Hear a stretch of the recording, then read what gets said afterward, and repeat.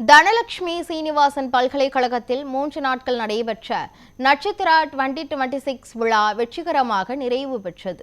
பெரம்பலூர் தனலட்சுமி சீனிவாசன் பல்கலைக்கழக வளாகத்தில் மாணவர்களின் கலைத்திறன்களை ஊக்குவிக்கும் வகையிலும் இளைய தலைமுறையினரிடையே கலாச்சார விழிப்புணர்வை வளர்த்தெடுக்கும் நோக்கத்துடனும் ஆண்டுதோறும் நட்சத்திரா என்னும் விழா நடைபெறுகிறது.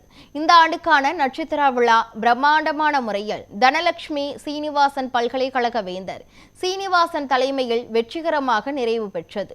முதல் நாள் நிகழ்வில் நடிகர் பிரதீப் ரங்கநாதன் மற்றும் நடிகை மாளவிகா மோகனன் ஆகியோர் சிறப்பு விருந்தினர்களாக கலந்து கொண்டு மாணவர்களை உற்சாகப்படுத்தினர். கல்வியுடன் சேர்ந்து கலை மற்றும் கலாச்சார வளர்ச்சியையும் மாணவர்களின் முழுமையான முன்னேற்றத்திற்கு அவசியம் என வேந்தர் சீனிவாசன் வலியுறுத்தினார்.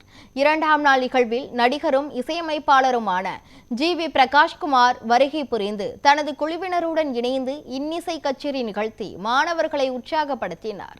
பிரபல நடிகை ஸ்ரீலீலா கலந்து கொண்டு மாணவர்களின் கலைத்திறனை பாராட்டினார்.